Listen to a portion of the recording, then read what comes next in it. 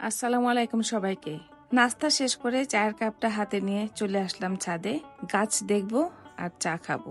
কেউ দেখে মনে করবেন না যেন আমি কোক খাচ্ছি। আমি একটু কড়া রং চা খাই। আমি যখন কোনো গাছের ডাল ছেটে দেই, ফেলে দেই না, পানির মধ্যে রেখে দেই, শিকড় হলে লাগিয়ে দেই।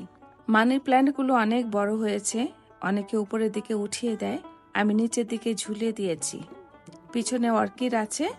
মানি প্ল্যান্টগুলো রোদের হাত থেকে ওদের প্রোটেক্ট করে। হাতের মেহেদিটা আমার মেয়ের প্র্যাকটিস।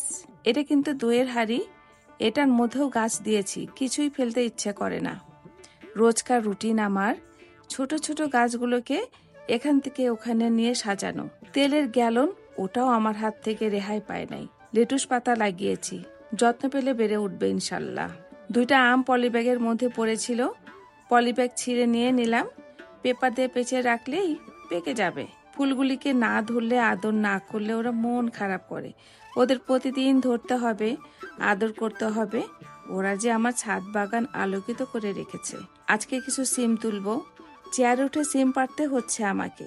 যারা গাছ লেগে সবজি তুলেছেন তারাই বলতে পারবেন কেমন অনুভূতি। প্রতিদিন সিমের ভর্তা খাই, অনেক ভালো লাগে। বাজার থেকে একটা বড় শোল মাছ আনিয়েছি। কাটার আগে আমি কিছুক্ষণের জন্য পানিতে রেখে দিই। ওরা পানিতে সাঁতার কাটে আর আমি দেখি, মনে মনে বলি, কি জীবন, একটু পরেই কাটা হবে, রান্না হবে, আমরা সবাই তৃপ্তি সহকারে খাবো। এই মাছটাও আমার ছাদ বাগানের ফ্রেমে বন্দি হয়ে গেল।